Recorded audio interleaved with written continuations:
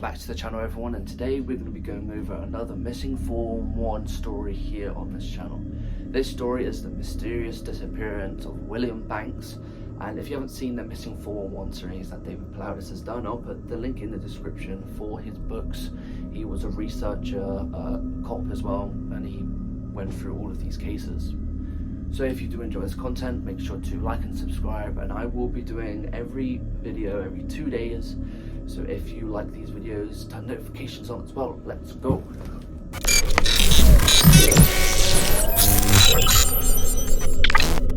Deep in the Appalachian Mountains, William Banks lived in a secluded cabin. At 64, William was a seasoned outdoorsman who had spent years exploring the wilderness around his cabin. After retiring from his career as a high school biology teacher, he found solace in the quiet rhythms of nature, enjoying long hikes and spending time observing wildlife.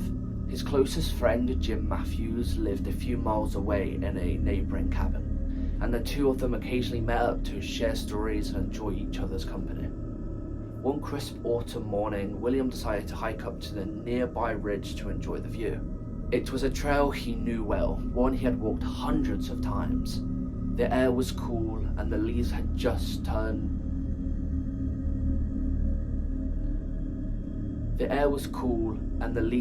begun to turn, painting the forest in hues of oranges and reds.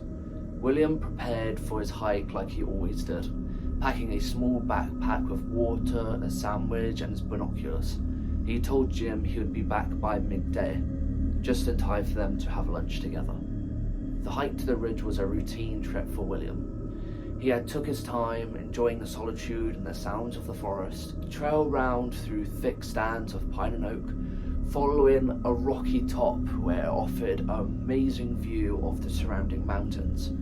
William loved this spot. It was where he could often clear his mind and connect with nature all around him. Hours passed as the sun began to dip low into the sky. Jim grew concerned. William hadn't returned, and it wasn't like him to lose track of time. Jim decided to head over to William's cabin to check up on him. When he arrived, he noticed something unusual. The front door was slightly ajar. William was always careful to keep it closed to keep out the cold and curious animals. As he stepped inside, he immediately felt something was off. The cabin was tidy as always, but there was an unsettling stillness. A cup of coffee sat on the kitchen table, half finished, and William's stick was gone, his hiking stick. But his other gear, his flashlight and jacket, was still there. This made Jim worried. If William had taken off down the trail, he would have taken his flashlight, especially with the sun setting. Growing more anxious, Jim decided to follow the trail to the ridge, hoping to find William along the way. As he walked, calling out William's name, he couldn't shake the feeling that something was wrong. The forest was unusually quiet. There was no birds singing or leaves rustling in the wind. After reaching the ridge and finding no sign of his friend, Jim hurried back to the cabin and called authorities. A search team led by a seasoned ranger, Sarah Collins, was assembled by dawn. They searched tirelessly for days, using dogs, drones, thermal cameras, but there was no trace of William. The dogs initially picked up a scent near the cabin, but it vanished a short distance into the woods as if William had just completely vanished. On the fourth day, one of the search dogs started barking and led the team down a narrow path that seemed to head deeper into the forest, away from the main trail.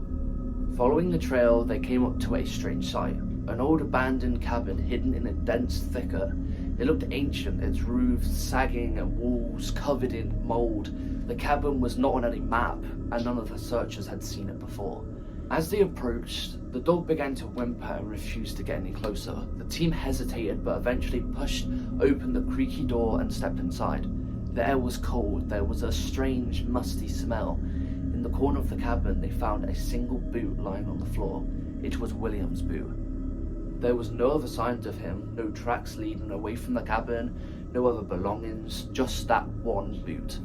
The team felt a growing sense of unease. Then suddenly, from the depths of the forest beyond the cabin, they heard a faint whispering sound like voices carried on the wind, but they couldn't make out any words. The team quickly retreated, their unease growing into fear. They reported the strange sightings to the authorities, but despite further searches, neither William Banks or any other explanation to his disappearance was ever found. The forest kept its secrets, and the mysterious cabin seemed to vanish, leaving behind more questions than answers. So if you enjoy that story about William Banks and how he disappeared that we still don't know to this day, make sure to like and subscribe, turn notifications on, and go and check out any of my other videos. So I'll see you guys on the next one. Bye!